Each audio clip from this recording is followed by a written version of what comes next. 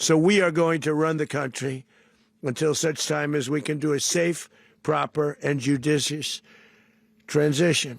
And it has to be judicious because that's what we're all about.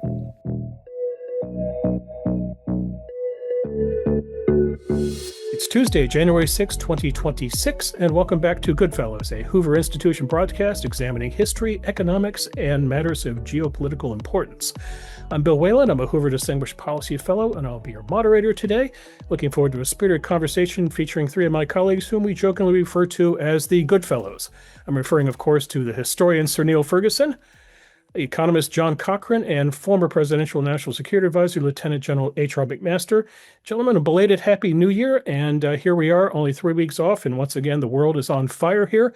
Let's talk about two things that are going right now. We're going to talk about Venezuela, obviously, and time permitting, we will talk a little bit about Iran. If we don't get very deep into Iran, fear not, we have another show next week, so perhaps we could pick up where we left off. So let's begin with Venezuela, and H.R., I turn to you because you have kind of a unique perspective here. When you were in the Army, you served in Iraq after the toppling of Saddam Hussein, so you've seen what it's like for a society to undergo this kind of change. But in 2017, there you were in the White House advising Donald Trump about matters of geopolitical importance. I took the opportunity in the time off HR to read your excellent book once again, At War with Ourselves, and I turned the GoodFellows' attention to page 204. Allow me to read this passage to you. Look at Neil smiling. He loves it when we talk about our books here. Quote, and here's what you wrote. You're referring to then Secretary of State Rex Tillerson, HR. Quote, before we left the room, Tillerson said, Mr. President, please don't say anything about military options for Venezuela. As we walked past the swimming pool on the way to the press pool, I said, Rex, you know that he is a contrarian, and now the first thing he is going to say about Venezuela is that we are considering military options.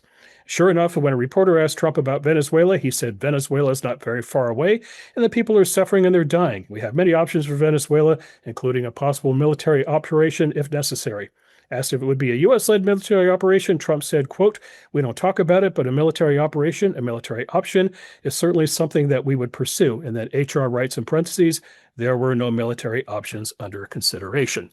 So, HR, that was August of 2017. Here we are in January 2025.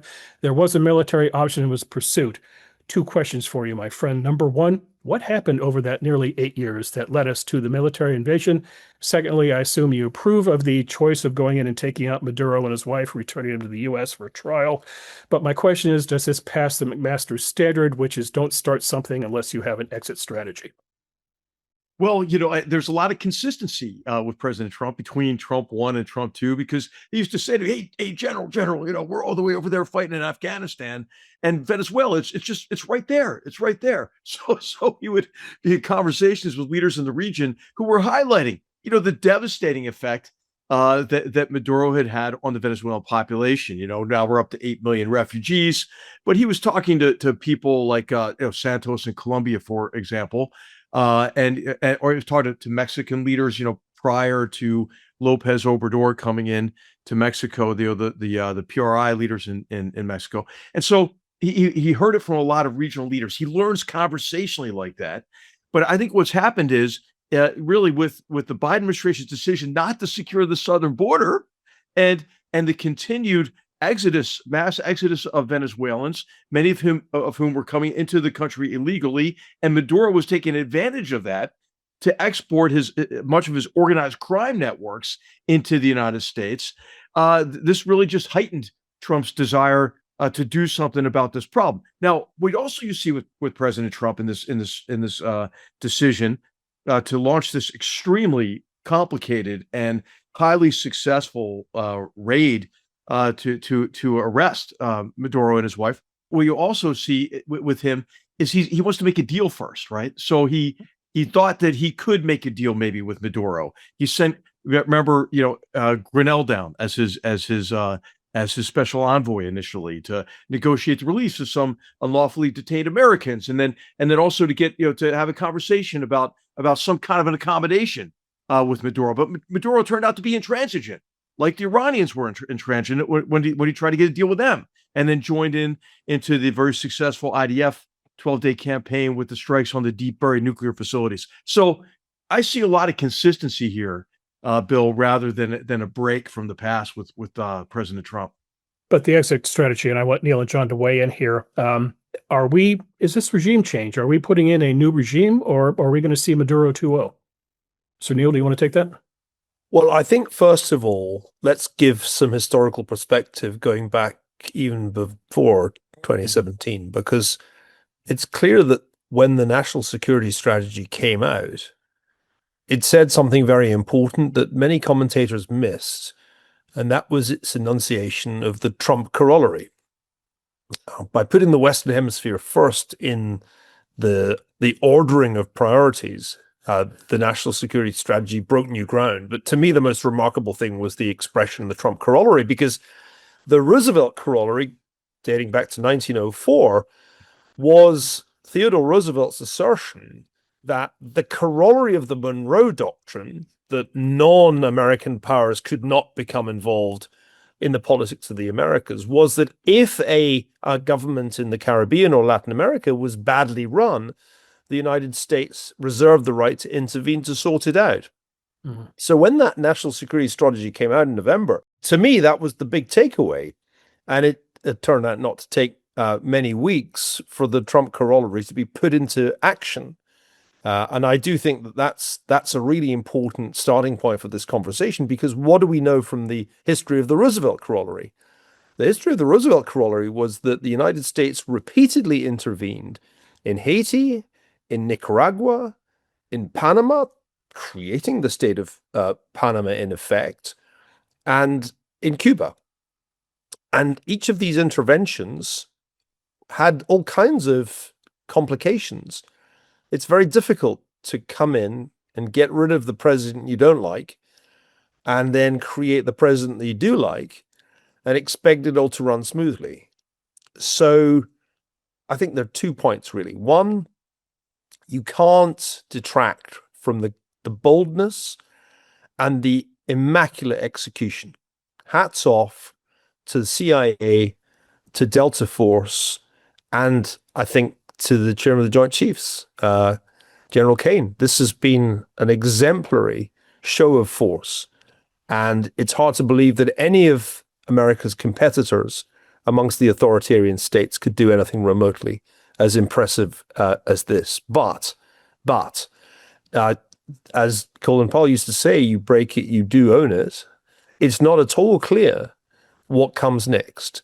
And to answer your question directly, Bill, the administration does not seem to want to bring in the opposition, the legitimate, democratically elected politicians who could govern, or at least would aspire to govern Venezuela. They want to deal with the remnants of the Chavista regime that Maduro inherited from Hugo Chavez.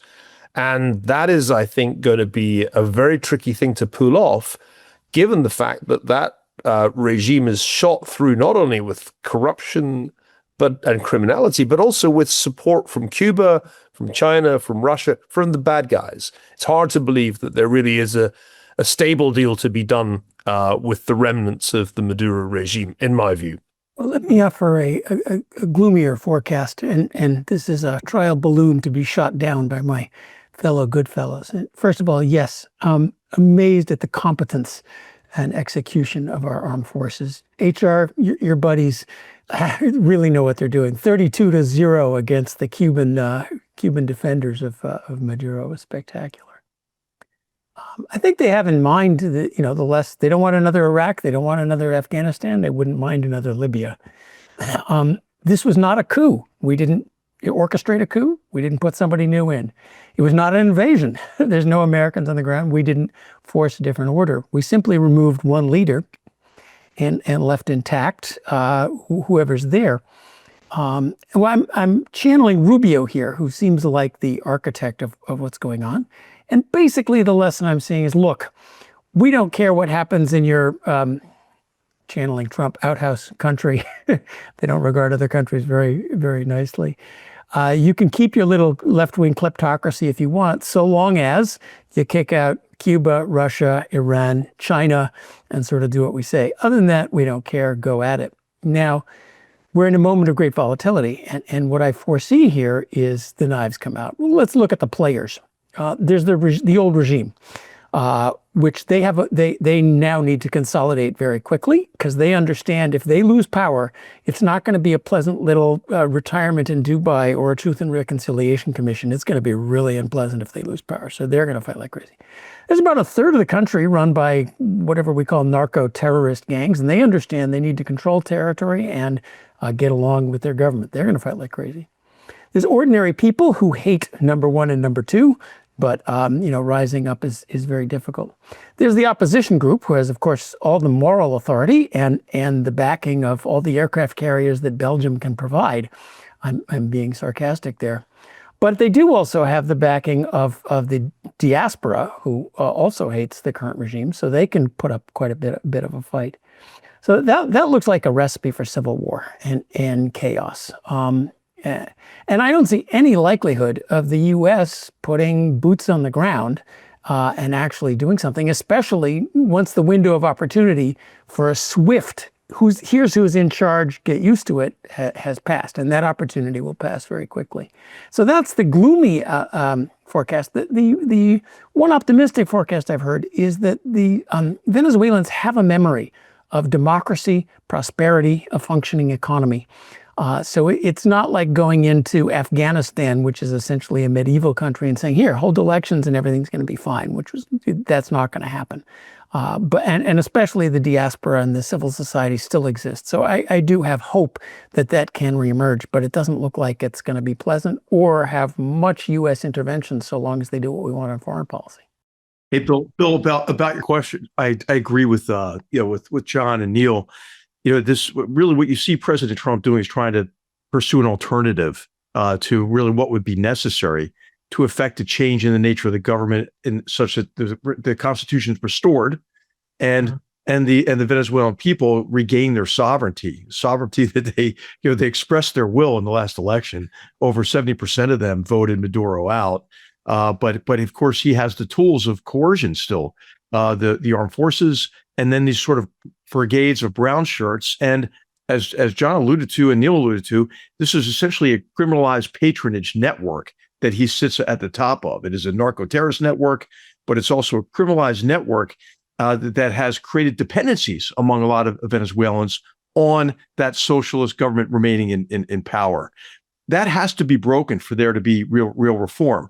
What President Trump is doing is what is often termed coercive diplomacy or forceful persuasion, because he doesn't want to do what he regards as like regime change, nation building. These are dirty words in his mind, because he's viewing Venezuela largely through the lens of the difficulties that we encountered in Afghanistan and in Iraq. I think, and a misdiagnosis of what the lessons were in those wars, from my view. But to be successful in coercive diplomacy, you have to have clear objectives. What are the objectives? They talked about behavior of the regime rather than the nature of the regime. It's narcotics trafficking. It's giving a platform for our adversaries in the region. It's the subsidization of far left political movements and what I would call like progressive authoritarian dictatorships in the region, including Cuba and Nicaragua, for example. There are a whole list of behaviors that we want to change. So what are we demanding? And then the second is, how do we create a sense of urgency among the elites there to meet our demands? What kind of punishment are we willing to issue? Remember, you said to the vice president, it's going to be worse for you than it is for Maduro. But are there other inducements being offered? But like John and I think Neil, I don't see any fundamental change in the behavior of this government until the nature of the government changes. And the one thing that we didn't mention is there is also kind of an ideological dimension to this as well that runs through the Chavistas. And so, I don't think they're going to fire themselves. I think it's going to take a lot more to get the outcome in Venezuela that I think we would want to see, which is sovereignty restored to the Venezuelan people. But HR, we seem to tolerate narco-terrorist states all over the world, like everything from southern Mexico through Colombia, parts of it. We tolerate horrendous undemocratic regimes in Yemen, Somalia, huge human suffering without interfering, so long as they're not bothering us in other dimensions. So I am completely with you on what I wish would be the case, and I wish the democratic opposition takes over quickly. But I don't see the U.S. forcefully doing that. And there's really no one to negotiate with in Venezuela. Well, I think what you're going to see is continued pressure on the cash flow to the regime associated with the narcotics trafficking. That's why they're destroying the boats. And then also, I think you're going to see the seizure of more of these oil tankers. I think with Venezuela, it's clear that the cartel that Maduro's the head of is interconnected with the cartels in Mexico, is a big part of their cash flow and their strength and their ability, as you're alluding to, John, as you mentioned. I mean, they control 30% of the territory in Mexico. They control more than narcotics trafficking. They control about also 30% of retail fuel sales in Mexico as well. They're gaining more and more power. And I think President Trump, that's next on his list. He mentioned Petro in Colombia as well. And I think the way President Trump looks at this is that they're poisoning Americans, right? It really is like his engagement against these cartels is, from his perspective, an America first approach. And he sees the poisoning of Americans as essentially acts of war. So I think you're going to see a lot more pressure on the Mexicans. What the Mexicans should do, and they actually are doing, is allowing a higher degree of cooperation with U.S. law enforcement, and I think increasingly it'll be military forces and advisors as well. The question is, does the Mexican government have the political will to take on the cartels? I think that's the big question. Gentlemen, why does the president keep talking about oil? I know that energy is a big part of the strategy and the MAGA vision, but when asked about Venezuela, rather than talking about human rights, rather than talking about drug trafficking, he keeps going back to oil. We're going to have our very large United States oil companies, the biggest anywhere in the world, go in, spend billions of dollars, fix the badly broken infrastructure, the oil infrastructure, and start making money for the country. Hey, he loves to talk about oil. Okay, even in the Syrian civil war, there's a lot of continuity here as well. But I would also say that when you look at what it was a precedent for this, and maybe Neil will have some, and John will have some thoughts on this as well, which is the Panama invasion in 1989. Right. You had the same confluence of issues. You had really a narcotics, trafficking head of state who was indicted by the United States, a criminal head of state, but also you had a country with significant strategic value. In this case, it wasn't oil; it was the Panama Canal. But in Venezuela, Venezuela sits on top of the largest oil reserves in the world, and so Trump looks at that and he says, "Do I really want Venezuela to be aligned with China, with Russia, to be underwriting the Cuban army's dictatorship in Cuba with its shipments of free or low cost oil to Cuba, for example?" He just put pressure on Mexico for the same thing. So I see kind of some continuities there, and it's really the strategic value of the country is what he sees, and oil is the main reason for that. Two things. One is that, as HR says, this is how Trump roles. There's always supposed to be a business angle, whether we're dealing with the Middle East or Europe or Russia. This is one of the leitmotifs of Trump's style. That's why I came up with the term of real estate politik as opposed to realpolitik, because for Donald Trump, realism is there's a deal to be done. But there's a strategic dimension too. Since Venezuela's oil resources were being accessed by China rather than serving any benefit to the United States, you can understand the desire to put an end to that. And I do think we have to understand this Venezuelan move not just in the context of the Western Hemisphere, but in its global context, as striking a blow at a weak spot within the axis of authoritarians, in the same way that hitting Iran last year struck at a weak spot. And from the vantage point of Xi Jinping, this is galling. From the vantage point of Vladimir Putin too, Venezuela has been an asset for those guys. The question is, does this then legitimize their claims on territories in their vicinity? notably Ukraine, in the case of Russia, Taiwan, in the case of China. Just before this operation happened, just days before, the Chinese organized a huge naval and air display of force. Really live fire exercise, Neil. Really. Yeah. It was the largest that we have seen in recent years in terms of its scale. So I think the other interesting question that we should talk about is, where does this lead? Not just in Venezuela, because it's clear that the situation in Venezuela is very fluid and unstable, but there are all sorts of ramifications in the rest of the world. And not content with this extraordinary move in Caracas, President Trump then turns his attention to Greenland and sets the hair of the Europeans ablaze. Now, I think my own view is that this is something of a diversionary tactic, and that we've seen this before.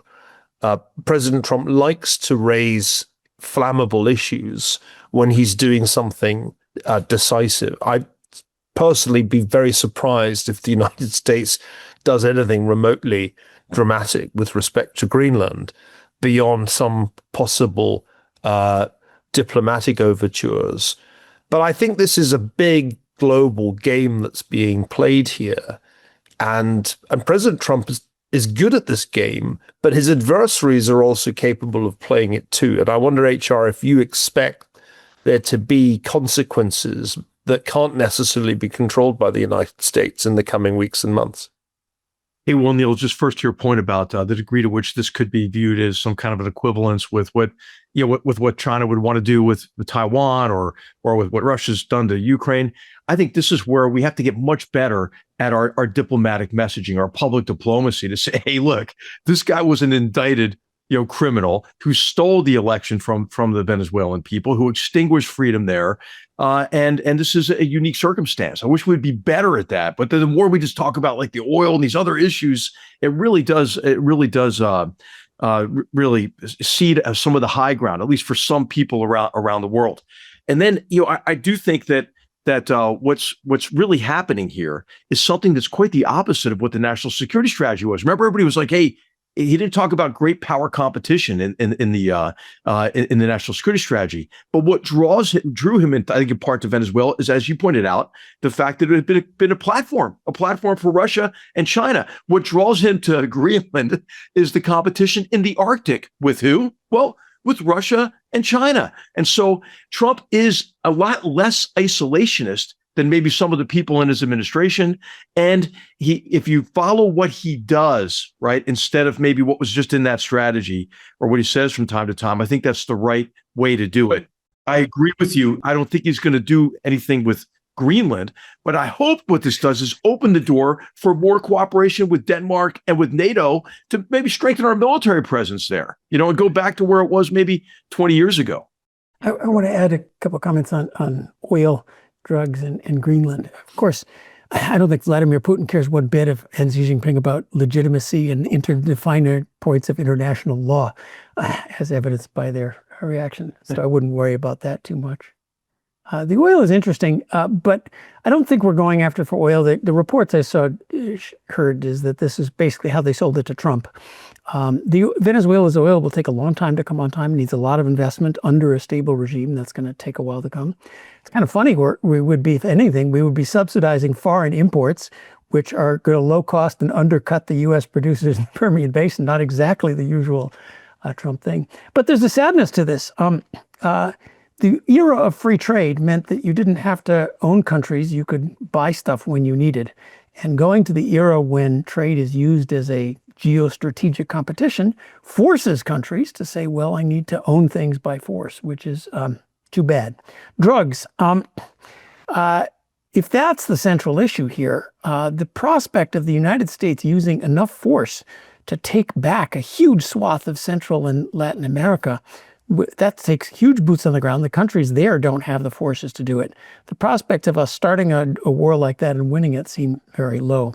This is, if I want to express a very unpopular opinion, our war on drugs is tremendously costly. Imagine drugs were legal in the U.S. What would happen? more U.S. people would be zonked out on drugs. That's the cost.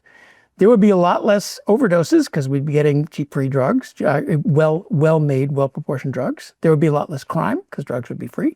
And a swath of the rest of the world would undercut the narco-terrorists, and we could take back that swath of the rest of the world. The costs of our drug policy are very high. And if the alternative is we're going to go literally start a war with U.S. boots on the ground to take those areas back, that seems very costly. My last comment, Greenland. We ought to also go back to the old-fashioned practice, Alaska, of buying things rather than talking about wars. There's 50,000 people in Greenland. $50 billion is cheap price for Greenland. That's $1 million each. Staple it to a green card and a condo in Miami. I think we got Greenland in about 20 minutes. There's a deal to be had there. I think he's got something like that in mind. Honestly, I really do, John. Honestly, well, I want to appeal to the real estate developer in Trump and say, why bother threatening the U.S. Marines for the cost of sending one aircraft carrier up there, which would be about $50 billion. I'm making up numbers. You could buy the place outright. Neil, I'm curious about the Russian mindset these days. I don't know if you saw the tweet put out by the Russian foreign minister who blasted the United States for invading a sovereign nation, which I assume he's just irony impaired. But then there was a story the other day, Neil, which suggested that Russia offered the United States a deal, kind of like the end of the Cuban Missile Crisis, where the Soviet Union took out the missiles from Cuba and we took out the missiles from from Turkey. And the Russian proposal was that if we take our hands off Ukraine, they will take their hands off Venezuela. Well, I read the same report that this was thrown out at some point. I'm not sure how far that ever went. Right. And one must bear in mind that a lot of the commentary that we hear around these issues is pretty unreliable, because in truth, what has gone on in the last few weeks, as HR will confirm, is unknown to journalists and cannot be known to journalists because it's in the realm of highly classified information. It'll be many years really before historians can say what happened. I'll give you a good example. Why did Trump decide not to back the opposition? Because he felt he should have won the Nobel Prize. That is almost certainly nonsense. Right. But it's the kind of thing that we'll get. That's kind of like Marine Dad writing that the younger George Bush went into Iraq because he wanted to avenge the father. Exactly. Let me chime in on that one. It's obvious why Russia made that offer. Russia's got nothing to give. The idea that Russia has all sorts of spare military equipment, money, and other stuff to send to Maduro is fanciful. In fact, this is a great moment. Sort of the axis of evil is running out of money. Iran, what do they have to give the Venezuelans? Nothing. What do the Cubans have to give the Venezuelans? This is going to cut off a lot of oil to Cuba, which is going to further that one. So, with the exception of China, which is its own problems, it's easy for them to say, well, we'll offer something to you, and we'll stop supporting Venezuela if you X, Y, and Z. That seems like a free offer. Yeah, it's important because Neil mentioned this too about the axis of authoritarians, the axis of aggressors. But what really, I think we're seeing them in a profoundly weak position, and this is where I hope that President Trump kind of sees what the reaction that happened in China. They went to their highest level of cyber alert in China. They shut down any kind of message that had to do with Venezuela. And it's just a reminder that Xi Jinping likes to appear strong, but who does he fear more than anything else? His own people. How about the growing protests in Iran? They're not the same scale as they were after Mahsa Amini's murder, but they're widespread and they're continuing. And then, Bill, you pointed out to us, that they're going to pay Iranians a stipend of $7 a month, to try to placate them. I mean, so I think that is Iran really is in a position of profound weakness at this moment. Their currency has collapsed. Tehran is running out of water, and so I hope is that President Trump will also realize that Putin is in a position of profound weakness. Part of Putin's ruse with President Trump is that he's got something to offer us, a great deal. If we can work together on some big issues, economically, we can work well together. And he tries to portray strength. Like an overwhelming Russian victory in Ukraine is inevitable. So I hope that really the weakness of really Maduro, the security around him, how we expose that, the ripple effect that we're seeing in these other authoritarian regimes also helps, President Trump and others come to the realization that Putin is in a position of profound weakness. And in fact, this competition with the axis of aggressors, what Neil is calling a Cold War II, maybe we won already, and we just don't even realize we've won. Well, I'd love to believe that we're winning Cold War II. I think it's a bit too early to draw that conclusion, because the big showdown over Taiwan has yet to happen. And I think that's going to be the real test of who has the upper hand, not what happens in Venezuela or even in Iran. Mm-hmm. All right, we have 2 minutes left here, so one final topic here for you. What next in terms of what country should be worried? Would you put your money on Colombia or your money on Cuba? Cuba. I think Cuba is really worth watching at this point. Marco Rubio is Secretary of State and National Security Advisor simultaneously. Nobody has done that since Henry Kissinger. Right. And he's in a very, very strong position at this point. This whole operation has his fingerprints on it.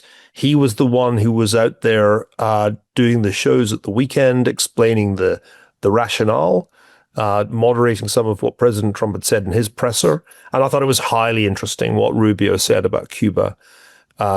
So I think Cuba is the very obvious next shoe to drop, and that regime should be very worried. Isn't the most likely for pressure from the U.S., Mexico, and Colombia, Cuba for internal collapse? Are we going to really start up again on the 1960s efforts against Cuba? That's a question. HR, are we going to start again poisoning Castro? Or stack. I think they poison themselves, right? That economy's in collapse also based on, the corruption of this dictatorship. And you know what? Venezuela was their lifeline. I mean, this is what's really important.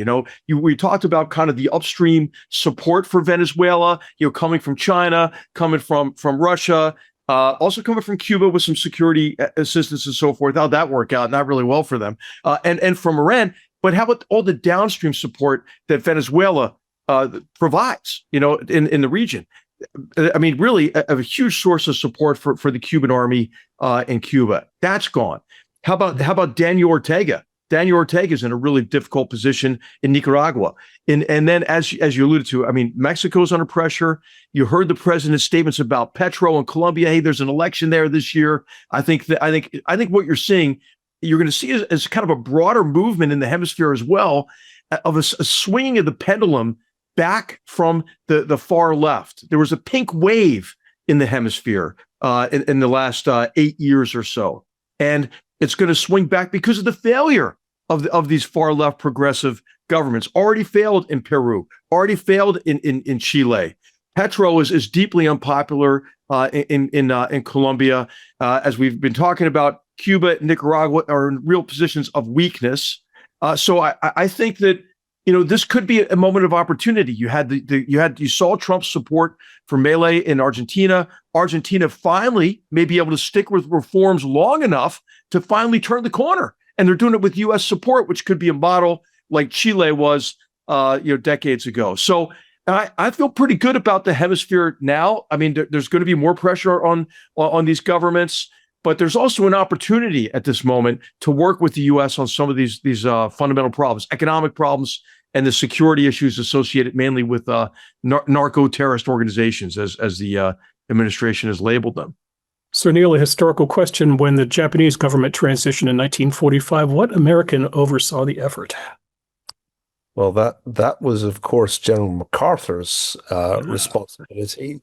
So as we look at Venezuela, perhaps we should be considering a current or former general to help with things. Can we think of anybody who might want to spend some time in Caracas? But before we send HR to Venezuela, remember the Roosevelt Corollary meant not that we directly run those places. It meant that we determine who runs those places. So the Trump Corollary is about finding a Venezuelan who can competently run Venezuela. And that I think that's an important distinction here. When Trump says we run it, he doesn't mean an American general is going to run Venezuela. He means we're temporarily in charge until we find somebody to run it better than Maduro was running it. And I think that's a really important point. One last thought to add to that, because I don't think analogies with Japan 1945 are at all I was kidding, Neil. but it's worth saying this is a very, very different thing that's being attempted here. Now, the Roosevelt Corollary produced, as I mentioned earlier, multiple American interventions, and the results were mixed. Nobody could say Haiti turned out brilliantly, and in the case of Cuba, it all ultimately ended in the disaster of the Castro Revolution. I wonder if the Trump Corollary is going to go better, and I think maybe for the reason HR just gave, maybe it could go better, because I think Latin America is much more in the mood to go in the direction of democracy, markets, rule of law, what we're seeing in Argentina, than was true back in 1904. So it might just be, dare one suggested, that this is part of a major shift in the region as a whole, and that this time it will work out better than it did the last time we brought the word corollary into diplomatic language. Let me offer one last addition to Neil's view. Their foreign sources of support have now dried up. The axis of evil, except for China. China might have some money, but it's not. And the whole point was we're not going to take that money from China. So, and their legitimacy has dried up. Look at the plot that Scott's going to put up of GDP in Venezuela. And Milton Friedman's joke that if socialists took over Saudi Arabia, they would run out of sand is absolutely true. It's just a horrendous collapse. So that the 1950s, 1960s, put on your red beret and how communism is going to lead to great wonders for the people is, I think, pretty clearly false everywhere but some boroughs of New York City, where they seem to want to take that on. And certainly Latin America has caught on. We don't want to live like Venezuelans and Cubans. Thank you very much. And one quick qualifier, too, to what we're talking about. I think where interventions have been successful is when the U.S. has provided the space for the people of those countries to then select their own leaders through a democratic process. This is what happened in Panama in 1989. It's what happened in Dominican Republic with Operation Power Pack in 1965. Now, it's important to consider the scale of these, right? In the Dominican Republic, as small as that is, we had 42,000 troops there. We had about 30,000 in Panama. Yeah. And Venezuela, Venezuela is 10 times the population, 12 times the landmass of Panama. So to do something like decisive would be massive. And this is why I think President Trump is trying what he sees as an alternative to a massive intervention, coercive diplomacy. But as we were discussing earlier, there are limits to what can be achieved with coercive diplomacy. Drawing on the great scholarship that a fantastic Stanford professor, the late Alexander George, did years ago. He did a fantastic book, The Limits of Coercive Diplomacy, and I have this great little pamphlet with me that he did years ago called Forceful Persuasion. And he offers a very good framework, I think, for understanding what the Trump administration is trying to do. But also, he offers really some warnings about the limits associated with coercive diplomacy. Yeah, because coercive diplomacy, you can get whoever's in charge to not talk to Cuba or China if you want. But as far as space for democracy to emerge, you've got a regime with all the guns and all the police and the state apparatus who understands they are going to come to a horrible end if they lose power. You got narco-terrorists who are well-armed, and they understand they're going to come to a horrible end. There's just to have the kind of peace you need to even hold an election would require immense U.S. military intervention. I don't see that happening. And if I can quote our colleague Stephen Kotkin, he says, "Hey, these authoritarian regimes, they don't have to be that strong. They just have to be stronger than any organized opposition." Yeah, so, North Korea. Okay. All right, gentlemen, let's move on to Iran. Sir Neil, I look at a country right now that is undergoing, I think it's in its 10th day now of domestic protest. 29 to 36 people have died, about 1,200 people arrested. It's spread to 11 provinces around the country. I'm looking at a nation, Neil, that is undergoing a genuine economic crisis that John can explain to us with its currency. I'm looking at a country that is going to have a hard time getting money from the outside. And I'm looking at a country that may very well face further military actions from the United States and Israel in the very near future. Question Sir Neil Ferguson. Year after year, we talk about this being the year that the theocracy is going to go under. Is this the year? And if you're the supreme leader, or are you on the phone to Bashar Assad asking about real estate in Moscow? Well, HR already offered us a great segue with his Steve Kotkin impersonation, because what the Iranian regime shows time and time again is that no matter how terrible it is when it comes to economics, it is highly competent at repression.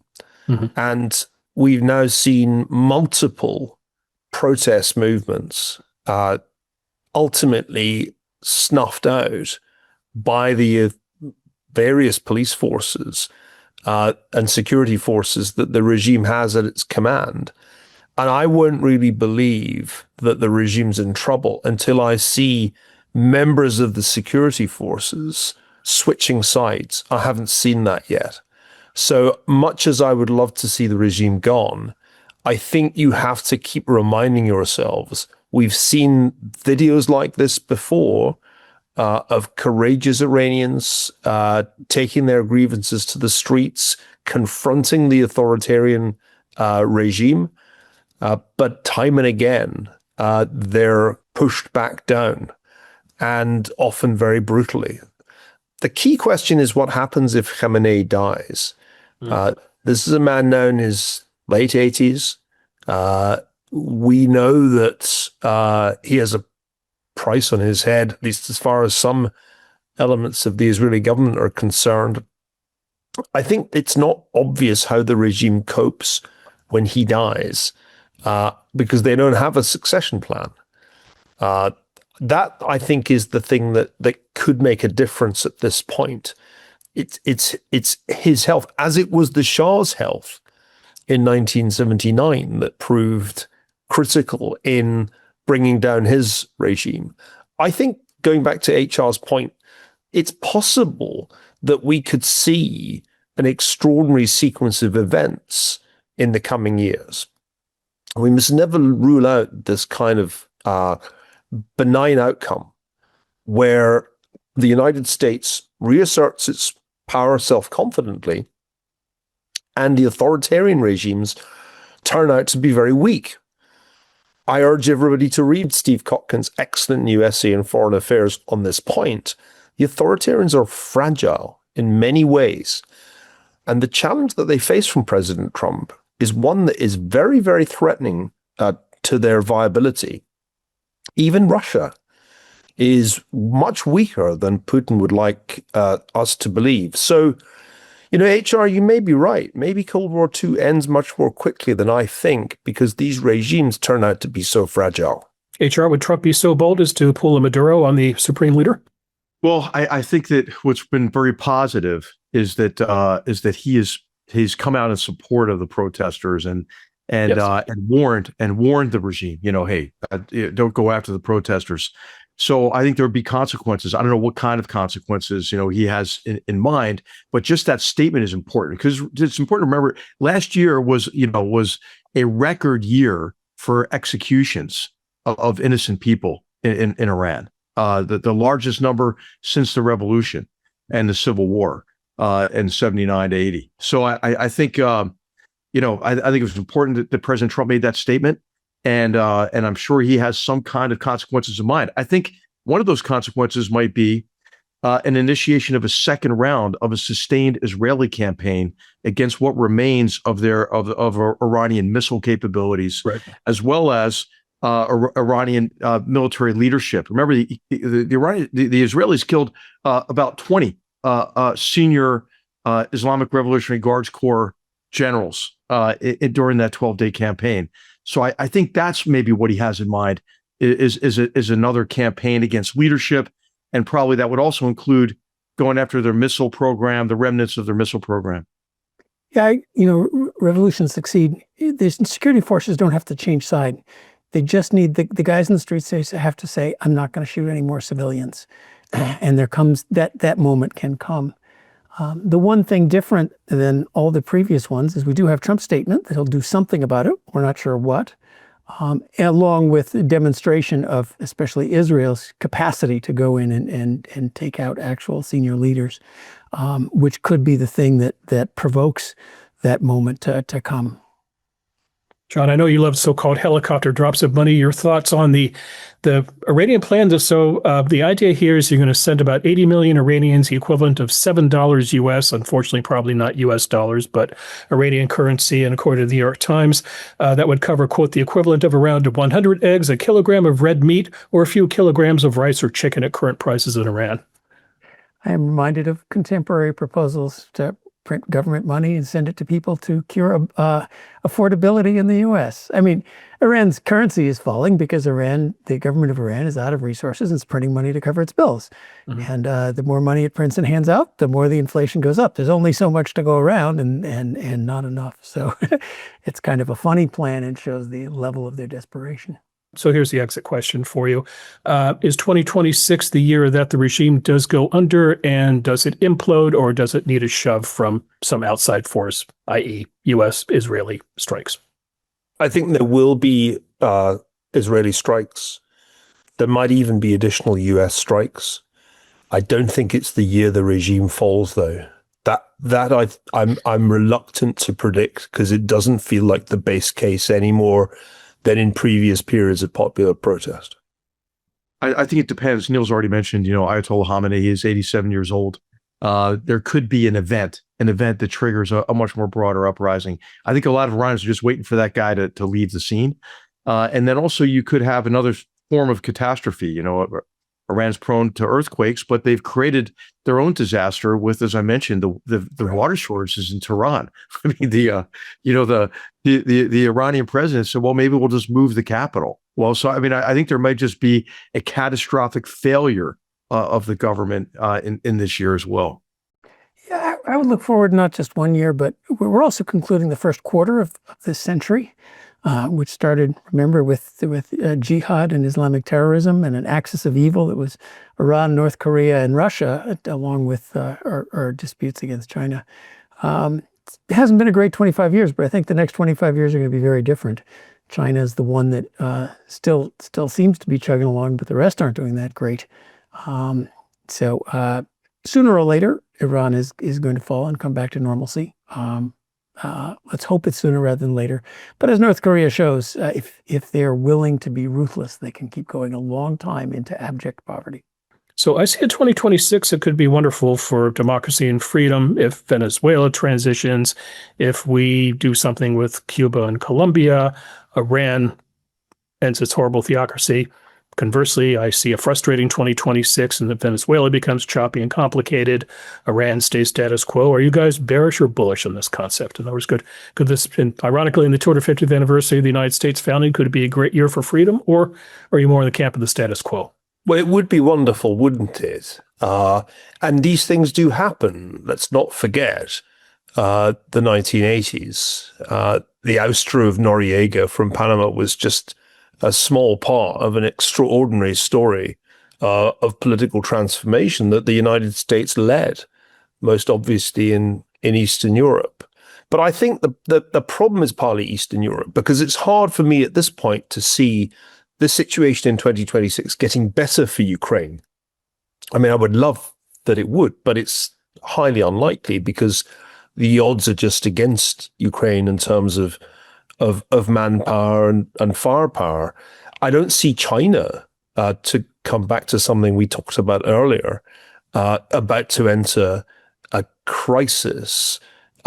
Even though one can see all kinds of problems in their economy, it doesn't feel like a crisis is looming there. If anything, the question is, does Taiwan become a target for China this year or next year? And the last thing I'd add is let's not forget, as we look ahead to 2026, that there is a sort of power of political gravity that affects all second terms in their second year. Because although we're excited by events in Venezuela, the public is not particularly excited about foreign policy compared with the bread and butter issues that they sum up with the word affordability. And so even although the United States is celebrating 250 years and we would love to see all the authoritarians crash down right on cue, there's another quite plausible scenario in which they hold on.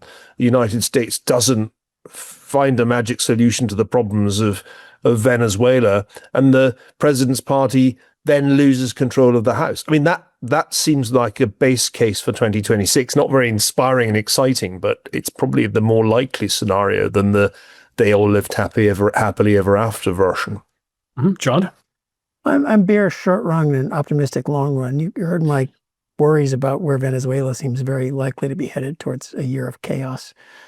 And as Neil points out, we're heading for the waning powers of the Trump administration. The Democrats will probably take over the Congress, and this kind of muscular foreign policy may not continue. But over the long run, Venezuela is now free of Maduro, and I think out of the chaos, it's likely something good will come. And same thing for Iran and other places, and we'll see about China.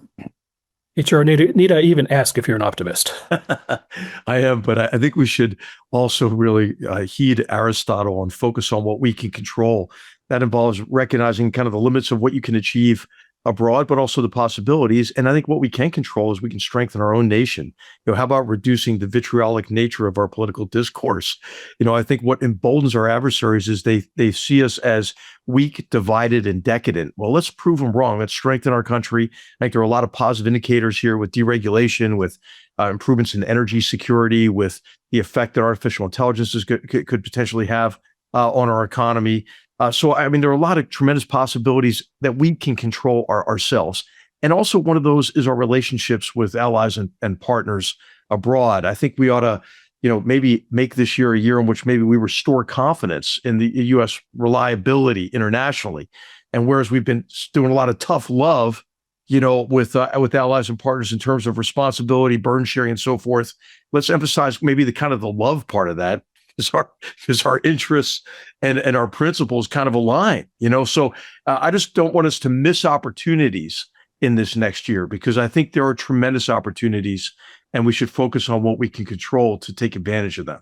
Well said, and what an eventful 2026 it's going to be. Gentlemen, a great conversation as always. I'd like to end the show on a note. I'd like to send a shout out to two friends of GoodFellows. One is our friend Ben Sasse, the former Nebraska senator, who was on GoodFellows just last month, not long after he was on our show.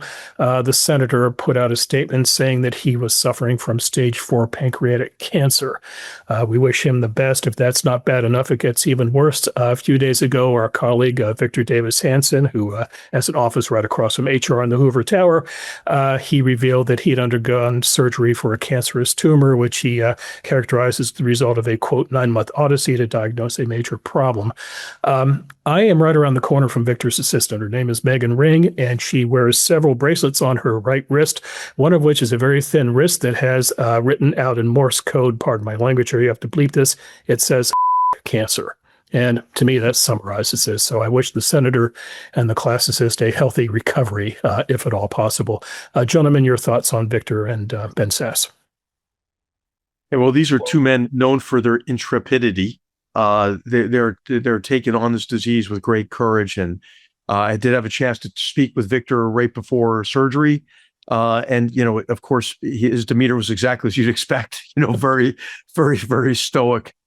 Courageous, and so obviously both of them are foremost in my thoughts and prayers. John? Likewise, wonderful, thoughtful people from whom I've learned so much. You got to read Ben's statement on Twitter. I only hope I'm able to say something as wonderful in my own time. So even the resident atheist on the show is offering his prayers to both wonderful men. Neil?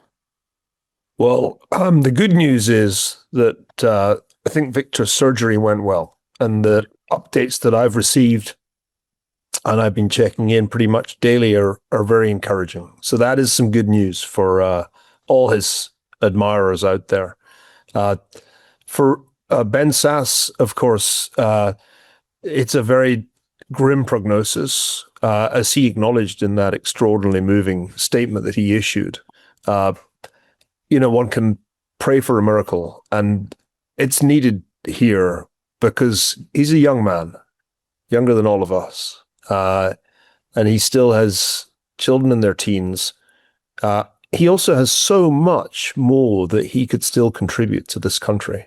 Mm-hmm. So I'm still reeling from that that news, it was a very heavy blow for us all, and especially, of course, for Ben's family. So, as a former atheist and now devout Christian, I can only urge everybody who's watching, listening, pray for Ben and his family, because this is one of those occasions where really prayer is about all we've got. Okay. And let's leave it there, gentlemen. As I mentioned, GoodFellows will be back very soon, and we'll probably pick up on the RAND and some few other topics. Subscribe to us. That's one way to make sure you don't miss us.